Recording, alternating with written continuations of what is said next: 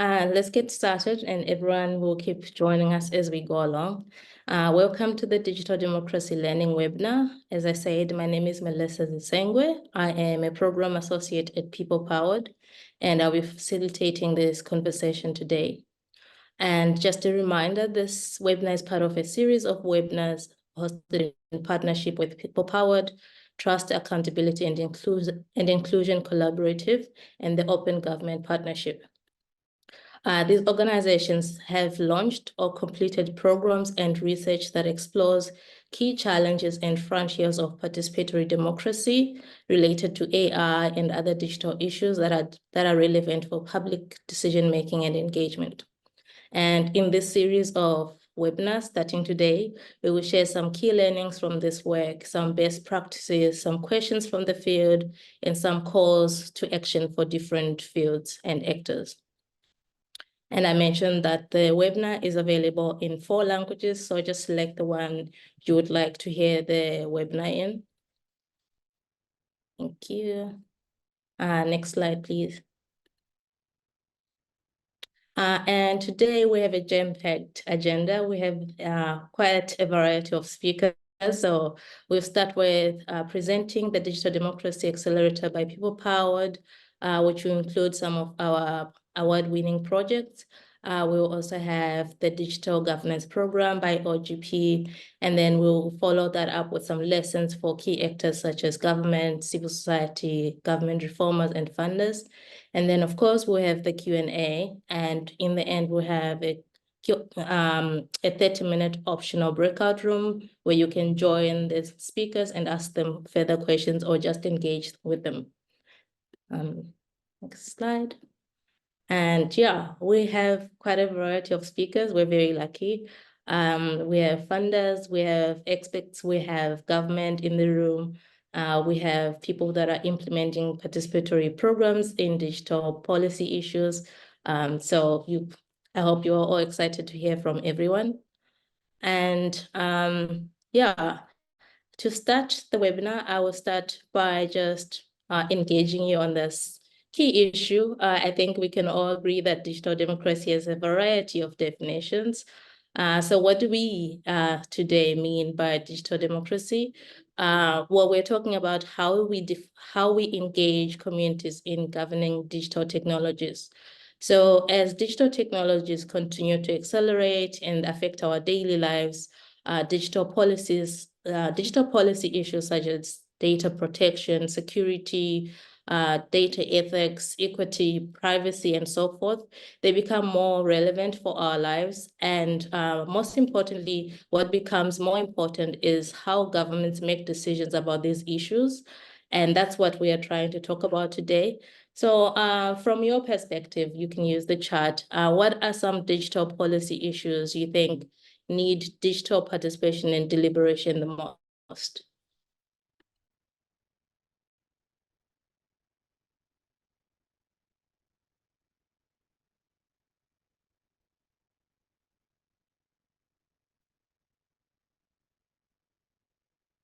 What are some digital policy issues you're seeing in our context? Climate and cities decisions, that's a good one. Platform regulations, yes. Digital public goods, yes. These are all fantastic. Data privacy, AI, love all of them. Keep engaging. I look forward to hearing more of your questions and more of these perspectives later on. And just to get us started, I'll just give a short presentation on our Digital Democracy Accelerator, and then I'll pass it on to our award-winning Digital Democracy Accelerator award winners. These are great issues. So thank you so much for the engagement. Bias, public money, data privacy, there's a lot. And that's why we're here today to discuss some of these. Just to get into our program, the Digital Democracy Accelerator was a 6-month training and support program for governments and civil society organizations. And through this program, we supported about 12 organizations from 9 European countries to create action plans for participatory and deliberative programs that will lead to more equitable and effective digital policies. And the program had a variety of components to allow them to build their own action plans. So that included guided expert mentorship, which involved guided support for each participant to develop an action plan for their digital policy program, using the step-by-step resource, the participation playbook.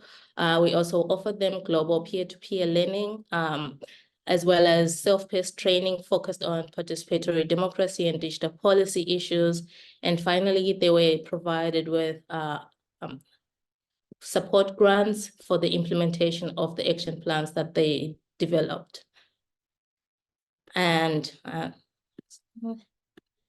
out of this program, there was a lot of digital issues that people wanted to focus on. I've just listed some of them, but there was a variety which included AI technologies in academia, disinformation and misinformation. There's also issues about youth recommendation or the lack of youth recommendation in making digital policies. The lack of regulation when there's a policy, but the policy is not being implemented. Especially when it comes to children's rights and children's data online. AI development, especially when it comes to developing effective local and global policies, community stewardship of climate data. Someone just mentioned that in the chat just now.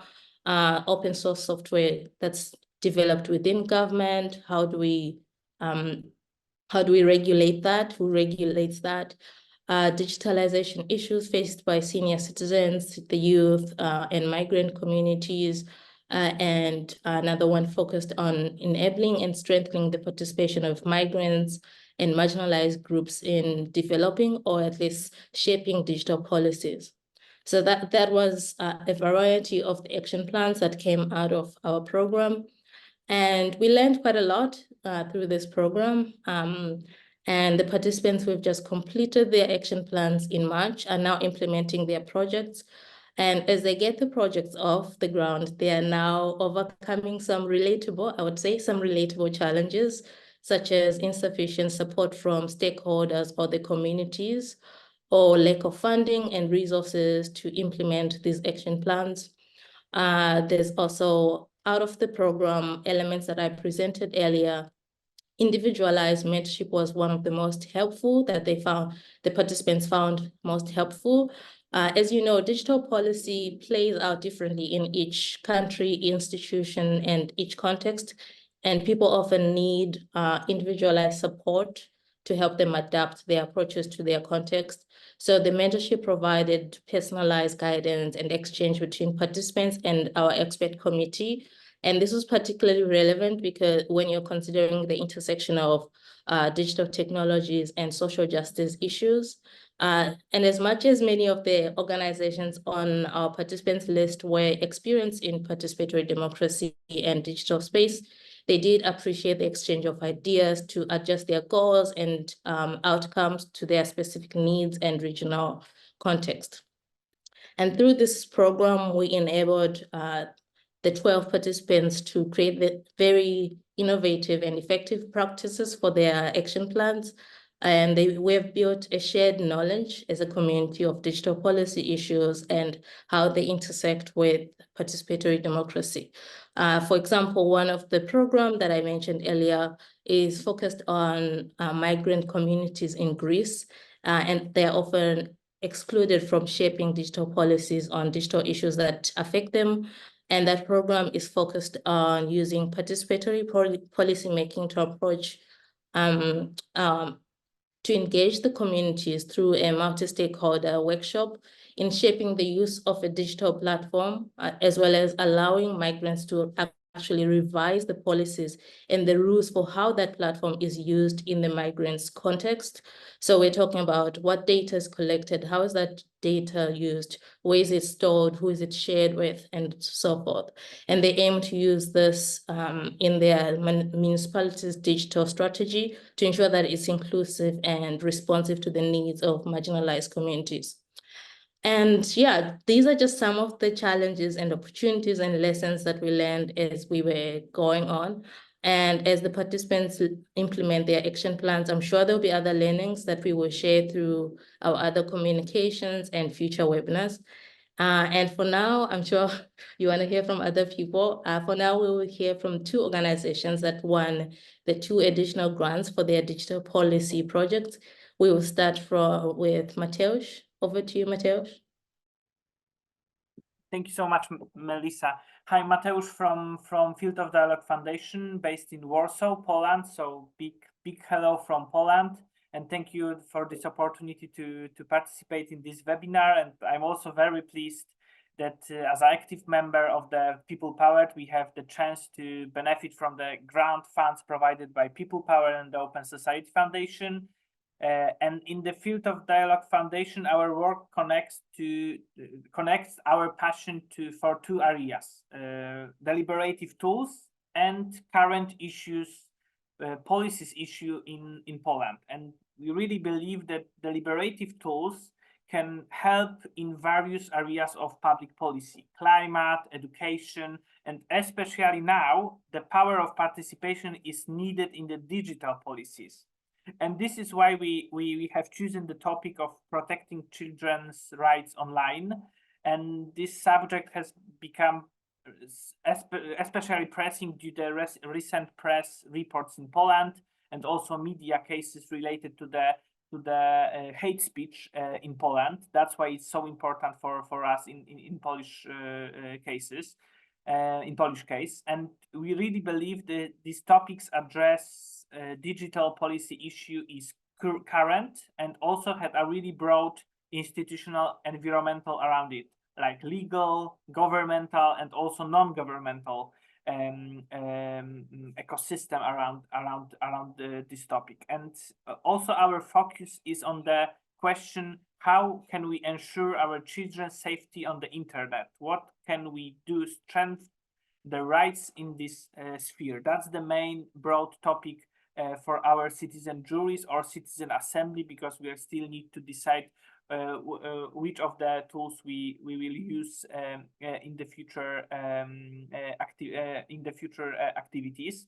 And next slide, please. And also these topics is connected to the several specific issue where citizens can express their opinion and shape recommendation for the state authorities, such as lacking regulation concerning discrimination online, also involving hate speech, inequal access to digital services and the internet, and use of children's data for commercial purposes. And as a part of our activities, we aim to gather a group of experts, stakeholders, NGOs, institutional partners, and also youth representatives, clarify the learning agenda, also using the Delphi method, working with experts in this field. Of course, set up a rule book and monitoring body for the citizen jury, organize 5 meetings of the citizen juries, and of course, host a wrap-up conference at the very end of the process. And also, if I can mention one more thing, I want to mention that the action we have already taken have provided us with incredible food for thoughts, especially highlighting how many topics in the area of digital policies needs participation, such as you mentioned a lot of them in the chat box, like AI development, or Uberization of the public service, online microloans or microcredit, or online betting. We have a lot of really pressing issue in Poland right now inside the digital policy area, which really needs a participation and deliberation methods. So that's from me, Melissa. Thank you so much. Yeah, okay. This is the last slide, but I think I said it already. So our main goal in this project, in this activity, is organizing not the second but the third national deliberative process, because right now we are doing the second one about food policy together with our German partners. but it will be third national deliberative process, but I hope it will be first national deliberative process with institutional background, not as a bottom-up process from NGO perspective, but together with public institutions. Of course, we want to sparking a public debate on the topic and connecting stakeholders from digital policy with practitioners from participatory world. And also we want to securing institutional support from public bodies. Thank you so much, Melissa. Thanks, Mateusz. I'm sure you all might have some questions for Mateusz. We'll come back for the Q&A, and we'll also have the breakout rooms in the end where you can come and ask him a lot more questions. Now we'll move on to Vlada from the American University in Bulgaria. Vlada? Hi, everyone. Thank you, Melissa. I'm Vlada, representing American University in Bulgaria, and I'll just share an overview of our AI-aware project. So just a little about ABG. It's a small liberal arts university located in Blagoevgrad, Bulgaria. We have over 40 nationalities represented on campus. And just like other universities, we have been experiencing lots of challenges with the rise of AI. So with this project, we are leveraging participatory democracy approaches with a mix of citizens' assembly to address the AI use at the university level. And for a bigger impact, we are bringing other 5 Europe-based universities to join our project. Next slide, please. So to address the misuses of AI, our university decided to put a complete ban on AI in the classrooms, and we thought that it's not really the best solution. And we joined the digital accelerator program with the idea to answer the research question of how can AI be used ethically in the classroom for the benefit of the whole university community, and with our main goal being is to create a strategy for informed and ethical use of AI at the university level. Next slide. So as part of the project, we'll host a session across all of the partner universities, inviting students, faculty, and staff to deliberate openly on the AI's benefits, threats, and opportunities to teaching, learning, and just general experience in the classroom. So we start with designing the process, meaning involving the stakeholders. Then we'll select the participants, ensuring inclusivity and equity in the selection process. The participants will be then learning together, attending sessions and workshops on AI, learning from the experts, from each other. We'll also introduce a digital online element. Then over the course of the session, the participants will work on developing their recommendations for the AI strategy.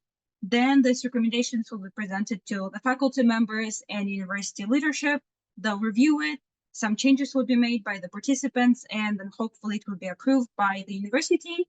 And then, of course, we'll share our experience with larger university community and our university partners around the world. And can we go to the next slide, please?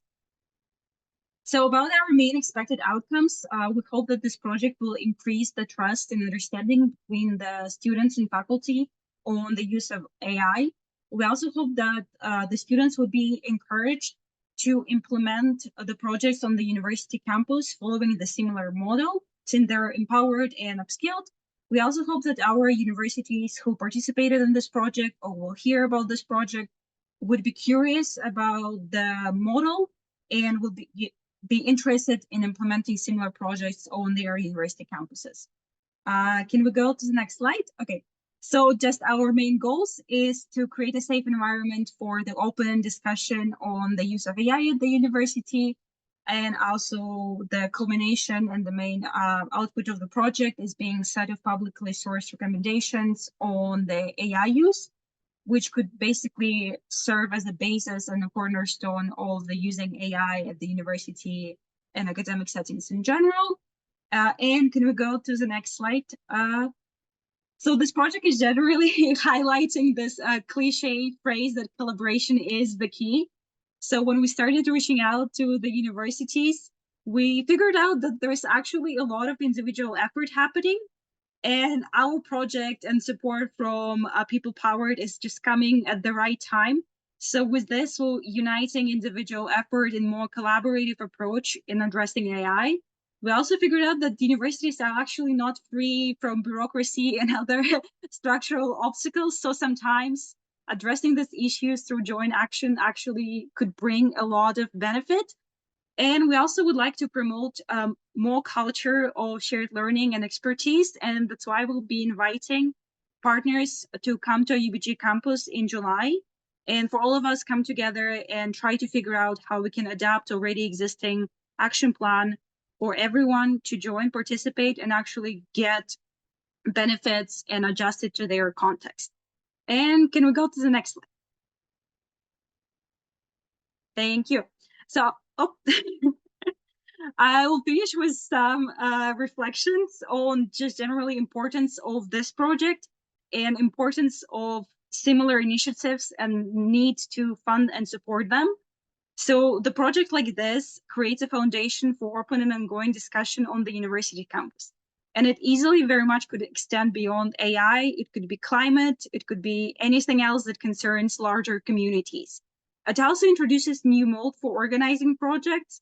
It's never been implemented on our campus. So hopefully this would encourage students or faculty to discuss community issues on a similar level. And also it offers an opportunity to learn for people how communities could be brought together, be on an equal standing, and participate and share their voice in the issues that concern everyone, and hopefully come to the creative and collaborative solutions. That's all for me.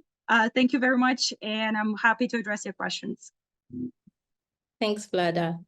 I'm sure you all have a lot of questions or comments, and again, we have Q&A and comments or discussion in the breakout rooms later on. For now, I'm going to pass it over to Tim Hughes, who's going to present the OGP's digital governance program and also lead the lightning talk round that we will have after his talk. Tim? Fantastic. Thank you very much, Melissa, and great to see you all. I see in the attendee list lots of people very familiar with OGP, but perhaps for those who aren't aware of OGP yet, OGP is a platform of governments and civil society organisations and local governments working together to embed the principles of open government, so transparency, participation, inclusion, and accountability across governments, parliaments, and other institutions. So I'm going to talk quickly through the approach that we take at OGP on what we call digital governance, which is kind of very similar to what we're talking about today in terms of digital democracy. So there are kind of three different lenses that we take on this from an open government perspective. Probably the most obvious one is the government use of digital technology, ensuring that is open and accountable. So that applies to government use of things like automated decision-making, data privacy, all sorts of other kind of government kind of implementation of technology, ensuring that's fully open and accountable to everyone. The second lens then is actually taking those principles of open governance and applying them to platforms and other kind of tech, I guess, players in the tech space. So we know that the digital platforms nowadays. Tim, if I could just ask you to slow down a little bit for our interpreter. Thank you. Sorry, I always do this, and it's when I'm on a deadline. So, this second principle around applying the principles of open government to digital technology platforms, so ensuring that they are fully accountable as well to the public, kind of overseeing where they may be lobbying government, but also things like algorithmic transparency as well. So that's the second lens. The third lens is then where digital is impacting on democracy and open government itself. So we know that the digital technologies can bring significant benefits to democracy, but we're also seeing significant threats as well, whether that be in misinformation and disinformation online, crackdowns on online civic space, internet shutdowns, digital inclusion issues, and the use of online surveillance as well. So these are the various different ways that we kind of come up with this issue of digital governance. So next slide. And this has been a really growing topic for us in OGP. So as members of OGP, governments and civil society collectively make commitments towards different issues, and digital governance is one of the topic areas where we've seen a real increase in growth in commitments over time, to the extent that in our latest round of Open Government Action Plans, 40% of them include at least one digital governance commitment. So next slide. But we're looking to push that even further and really also increase the ambition. And so this is where the Digital Governance Challenge comes in, of the OpenGov Challenge, which was launched last year, where we're calling on our member governments, civil society organisations to work towards this challenge to strengthen transparency and public oversight of AI and data protection frameworks. And you can see in the list of bullet points there a number of different reforms that could fit as part of that. But next slide. One of the resources we have that will be hopefully useful to you all is something called the OpenGov Guide, which has a chapter on digital governance. You can use the QR code there, or you can look at the OGP website and easily find it. Here we have lots of recommendations for reforms that governments can make, evidence base that lies behind them, active partners in this space, commitments that have already been made through OGP, and a number of other things as well. And we'll say a little bit more about the OpenGov Challenge at the end of the session. So, so next, I want to move on to some lightning rounds from two of our leading governments and countries on digital governance. So we have Ninoshka Dante, who's manager of the Open Government and Digital Communities Division at AGESIC from the government of Uruguay. And we also have Philip Tigo, who's the Special Envoy on Technology for the Republic of Kenya. So I'm going to come to Ninoshka first, and to ask you, so Uruguay has been working on initiatives to involve civil society and citizens in the governance of AI and the oversight of AI, including establishing an observatory on the governmental use of artificial intelligence. Can you tell us a bit more about that, kind of why those initiatives have been important and the progress that has been made towards them? And just before we go to Ninoshka, can I just remind everyone to select English, as she'll be speaking in Spanish? Thank you.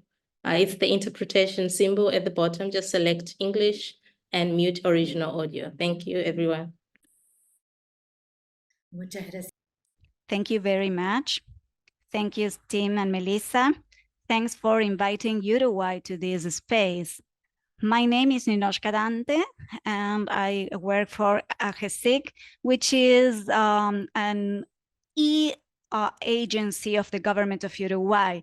This agency is a technical agency of the government of Uruguay. And when we speak about these topics, we are talking about making democracy stronger. We have a very important culture of participation of Uruguay. I will explain the context first. Beyond the different mechanisms and tools of participation, we have many contexts for participating from our country. So we have councils, we have participatory budgets, but we have also been working with promoting an open culture of government. And what we did was to incorporate co-creation standards that are made by the open government beyond the different plans that we already have. We are incorporating different processes of participatory processes in the implementation and the design of different initiatives and different digital policies. And we are trying to integrate the different visions and missions of the state in order to find new models for governance, in order to take into account the civil society and the different private sectors as well. It's not only to give more place to the civic space, but it's also to share more collective knowledge. One of the things that we did is that defining ourselves with a minimum stage process, but we have 5 stages. And what we do is to take these stages into different public policies. First, we make a preparation, diagnosis and preparations for all the people to participate according to the different topics. The second stage is where we have a space for proposals, and we have different formats: workshops, dialogue tables, round tables, different digital platforms. And the third one, from the information that we have, all the proposals that we received and the different actors, we make a feasibility analysis. So there we create confidence. We know if we have the resources, if we have the budgets, if we have the policies, and this will allow us to co-create with all the different actors some sort of draft to see if it is feasible. The fourth stage is a public consult. And the fifth one is when we have a final draft, and we need to have the approval of all the actors of the process, not only the authorities, but we also need some monitoring and follow-up processes. So all these processes that we have been going through, it's now a macro process that is standard, and we try to see different clear processes and to create trust between the different actors. For example, with this standard of 5 stages of participatory process, we have gone through the digital participation process. Now we are working with national data strategy, and we are working with artificial intelligence process to make it a new strategy with a new monitoring stage. And we want to involve all the different sectors in different spaces to give sustainability to these strategies. Also, through this process, we are designing and implementing an artificial intelligence observatory, and we have started a new cybersecurity strategy lately. So this way of working, or this standard of participatory process, what we are trying to do is to make a new way of creating and advancing on digital policies. So Tim was saying this, but what I want to say is that in artificial intelligence matters, we are carrying out 2 processes. One for improve the strategy. So we have 8 dialogue roundtables with different stakeholders, in which we have been involving academia, state people, government, or for example, some women who were working in technology. So the whole entrepreneurship ecosystem is also working here. And in a few minutes, I will be working with a new sector that is really very much affected, which is the creative industries. This is the second stage in which we are working. And the main challenge that we have is to generate new models of governance. And what we need to do is to represent all the different sectors. Especially in Uruguay, we need to make these sectors to understand that they have the potential to participate without being experts. Thank you. Sorry, Ninushka, thank you. I'm afraid we need to move on, but that's a fantastic point to finish on. If anybody has any questions, please do put them in the Q&A for Ninushka, and we can respond via that. and I can also share via the chat the commitment that Uruguay have made on this via OGP. But thank you very much for that, Ninashka. Really, Perfecto, really interesting. muchas gracias. Muchas gracias por el espacio. Quedamos a las órdenes.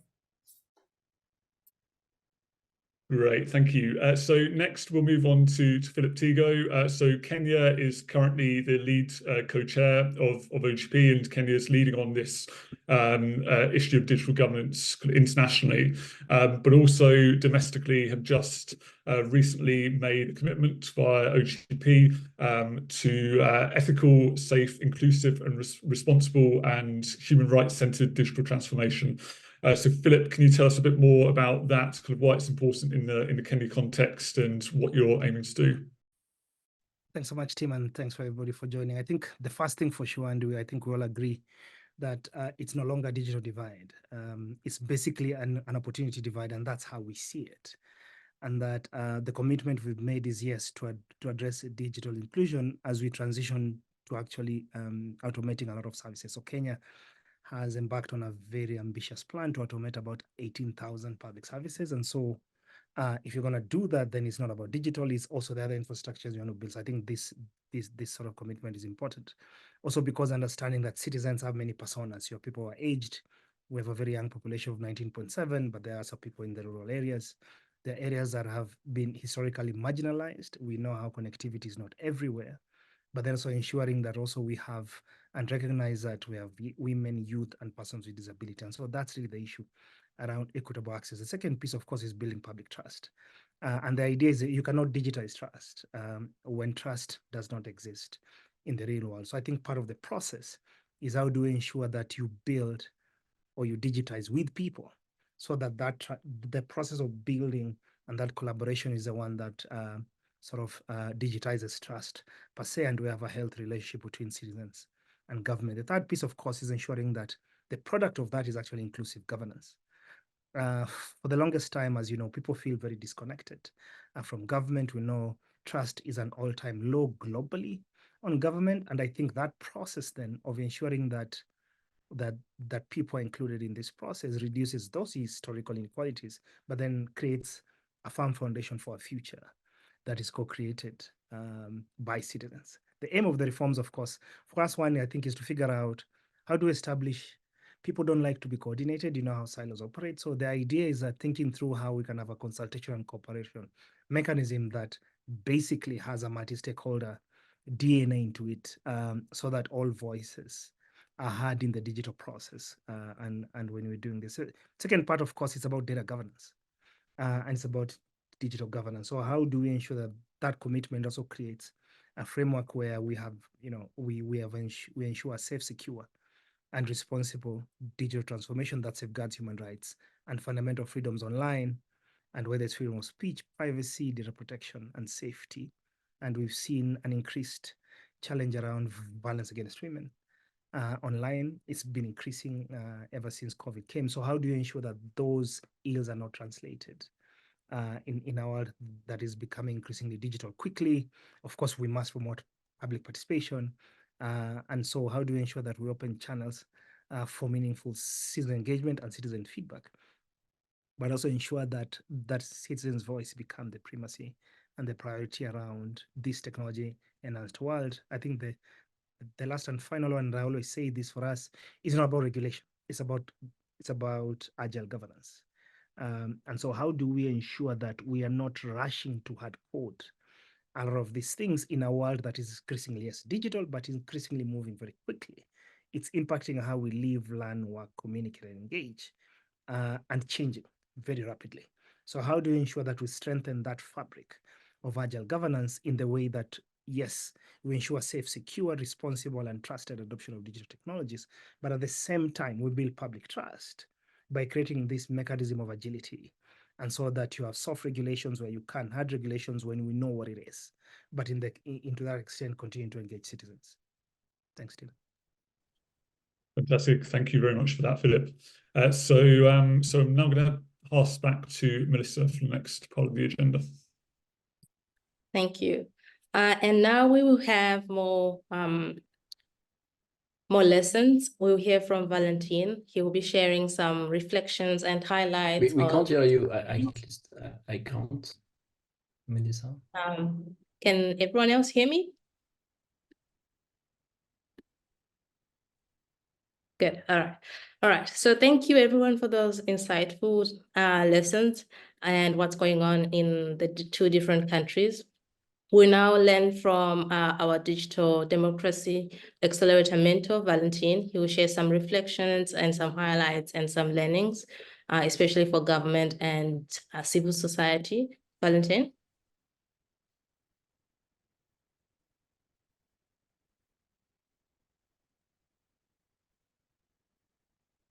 Can you hear me? Yes, I can hear you. Yes, okay. I think I got lost in the interpretation parameters. So sorry, I missed probably the introduction, but I understand that it's my time to speak. And thank you again for the invitation.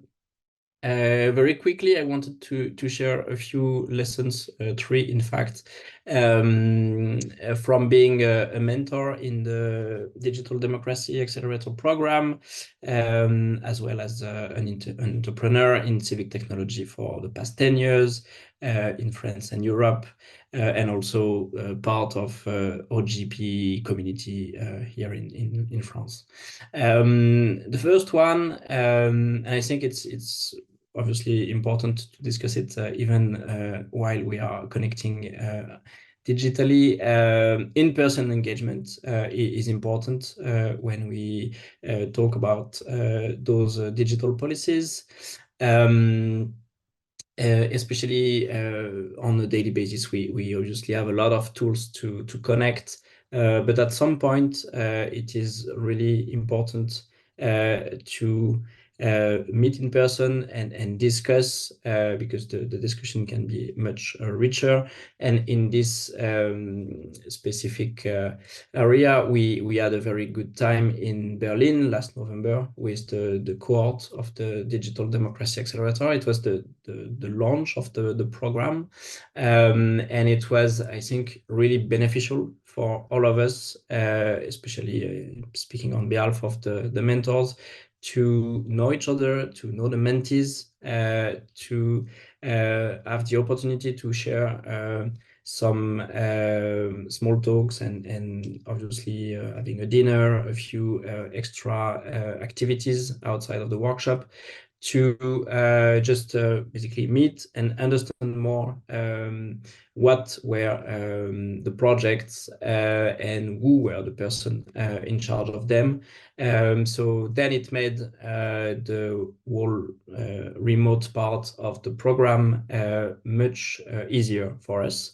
And I think it was the same for the mentees. So first, in-person engagement is important, and we can apply it to any program, and basically public debate. It's always important, and the tools do not replace meeting in person. Then the second point that I also take as a lesson from the program is, and I was quite surprised of that at the beginning, is that there are a lot of overlapping topics and needs across the different organizations and institutions who took part in the program. And obviously, digital policies follow some kind of trends, and it's the same for digital democracy. So a few years ago, we were talking a lot about how to implement successful participatory budgeting, for example, processes. Then for the past couple of years, we have seen a wave of interest for citizen assemblies, and it's very good. And there are a lot of good practices that can be shared. And apparently from last year, the big debate is revolving around the impact of artificial intelligence. And we saw that with the program, because we had several projects questioning the impact of AI on use, on governance, on products, like digital products, but also on several occasions. And we had this example with our colleague from Bulgaria on the functioning of universities. And it was again surprising, but also very interesting to see that there are some bridges between all the projects. They are coming from different European countries and different types of institutions or organizations, but they look at the same problem. And probably what we should have done more is to link together all those projects because obviously there is a common interest, and we have to share obviously the tools, the good practices, also the outcomes of the debate, because the discussion is happening in different places at the same time. And again, it's not that much a surprise that the topics revolving around new technologies and the new economy are always good topics to open public consultation or discussion because there are less regulation, new maybe kind of disruption, and it's a good subject to open a discussion. And then while we have good subjects, it's also always very hard to bring and adopt new digital tools. It's something that I see myself running a company that is deploying digital democracy solutions. We already have a lot of tools around us. And obviously, it was one of the challenges as well of the program. We had, and the design of the program was based on two tools to share the lessons and all the learning of the program, but also a playbook to create and basically prepare action plans. And it's something that we have seen. There were very interesting resources and new tools, and there are room for improvement based on their use. But we always have this same feeling that it's another extra tool. We already have so many of them to use. So maybe is one key lesson from that is that maybe we should try to make them as flexible as possible, make sure that they are bringing something really new and important to any project, and that we should invest as well in open resources and open source code, because everywhere in the world, again, the same subjects are being discussed, the same needs are emerging, and we can pull out basically all the resources. And that's what we try to do. It's the name of my organization, Open Source Politics. It's also sharing the resources and tools. And then just finally, because I wanted to be quick, I think what I bring with me from this program the past 6 months, it's that we are living in troubled times. Democratic principles and institutions even may seem under threat in many places of the world, but also in Europe, we could say. And it was really very inspiring to see the energy, these initiatives coming from different places. And I think it's really beneficial to have those kind of spaces to share, to discuss. And it's something that we said from the very first day as mentors. We have learned also a lot from the program and from the mentees. And I think we created some kind of a community that can really connect more in the future. And just for that, as a conclusion, I wanted to thank especially all the team from the accelerator at People Powered for the great program management. Thank you. Thank you, Valentin. And now we'll move on to talking to Toyin Akni from Luminate, who will be sharing some lessons for funders. Toyin. Thank you, Melissa, and thanks for having me. and also for letting me go last, because now I can basically say I agree with everything that's been shared. But indeed, I do agree, and I can relate because they align with some of the things that we're learning at Luminate in our work to support technology for democracy. And so overall, 3 of the lessons that I'll be sharing that we've learned as a global philanthropy who's paying attention to tech and democracy issues, and that believes that technology should serve democracy and not work against it. So some of those lessons are: 1, tech is built for humans, hence we need to center humans at the heart of the conversation. And we also need to support initiatives and efforts to ensure tech accountability, and also those that ensure users' fundamental rights are protected and upheld. We know all the good that tech is, improving governance, enhancing participation, and so on. But there are potential and real harms associated with tech, arising from their design and deployment. And so we then need to emphasize the safety of users in the development and the deployment of digital technologies, and also know that regulations need to be enacted and enforced to ensure that tech developers prioritize this safety.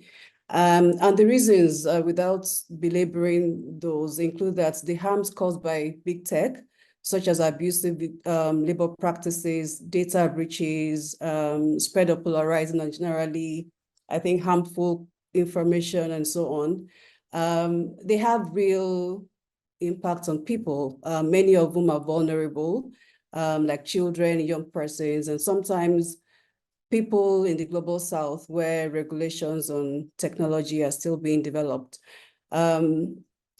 Also, ensuring inclusive and participatory processes is the second point that I would share.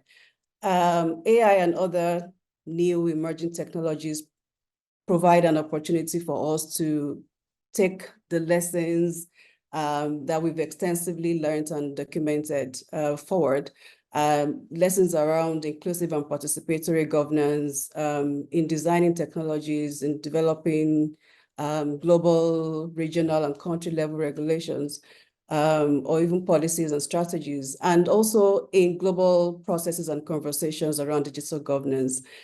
There are gaps, obviously, and there are also opportunities and good examples, especially in ensuring the diversity of voices in digital governance conversations and similar processes.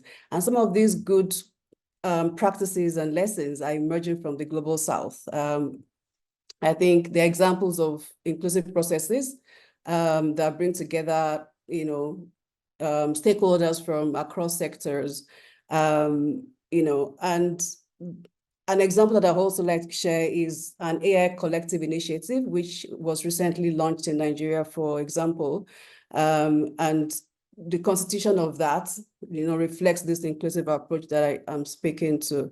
Finally, philanthropy and the donor community in general can make a difference, especially by taking an ecosystem approach to funding or supporting the field. I would recommend long-term multi-sectoral approaches to funding because they have greater impact on the ecosystem.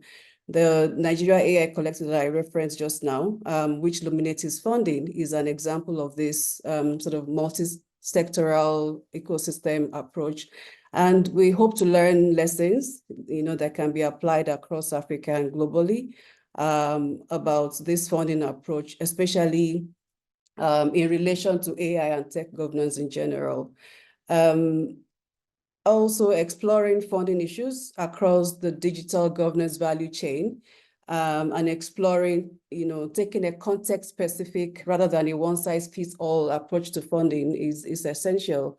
So approaching context-specific priority issues, e.g. for global North versus global South countries or communities, and also according them merit and the funding that they deserve is something I'd like to highlight. Finally, I need to call out the critical role that media and civil society play across the value chain in stimulating key conversations, in highlighting good and bad practices, in the enforcement of new tech laws. You know, in Europe, for instance, where Luminate is funding some work to ensure we don't have the age-long problem of good laws on paper.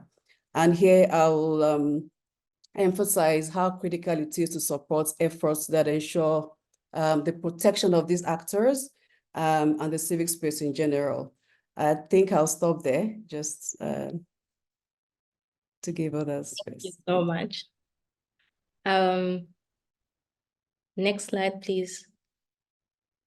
And the next one. Thank you.